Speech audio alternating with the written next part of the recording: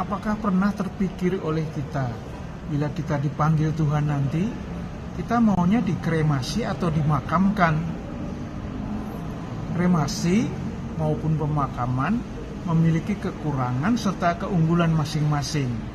Berikut adalah beberapa di antaranya.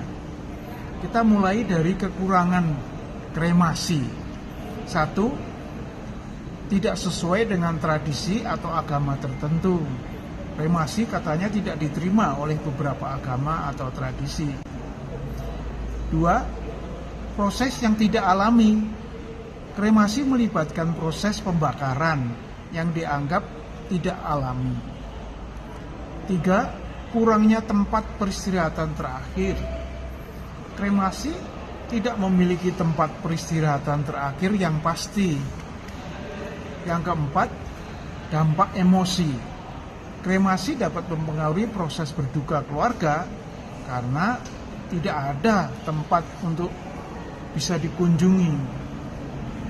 Namun kremasi juga memiliki beberapa keunggulan sebagai berikut. 1. Biaya rendah. Biaya kremasi umumnya lebih rendah dibandingkan dengan biaya pemakaman. Yang kedua, hemat lahan.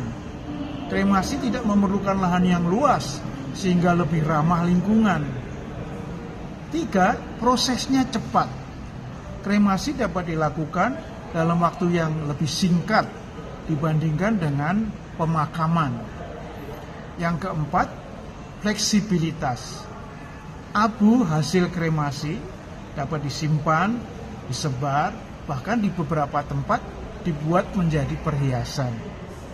Nah, sekarang mari kita bahas mengenai pemakaman. Kekurangan pemakaman. Pertama, biayanya tinggi. Biaya pemakaman bisa menjadi cukup tinggi, terutama jika memilih lokasi pemakaman yang strategis. Kedua, keterbatasan lahan. Pemakaman memerlukan lahan yang luas yang dapat menjadi masalah di daerah perkotaan. Ketiga, pemeliharaan yang rumit. Pemakaman memerlukan perawatan dan pemeliharaan yang teratur untuk menjaga kebersihan dan keindahan. Keempat, dampak lingkungan. Pemakaman dapat berdampak pada lingkungan, seperti penggunaan bahan kimia untuk pengawetan jenazah dan sebagainya. Bagaimana dengan keunggulan pemakaman? Mari kita bahas pula. 1. Pemakaman menghormati tradisi dan agama. Pemakaman seringkali dianggap sebagai cara yang lebih tradisional dan sesuai dengan ajaran agama tertentu. 2. Memiliki tempat peristirahatan terakhir yang pasti. Keluarga dapat mengunjungi dan merawat makam sebagai bentuk peringatan dan penghormatan kepada yang wafat. 3. Prosesnya alami. Pemakaman dianggap sebagai proses yang lebih alami karena tidak melibatkan proses pembakaran. 4. Membuat proses berduka lebih mudah.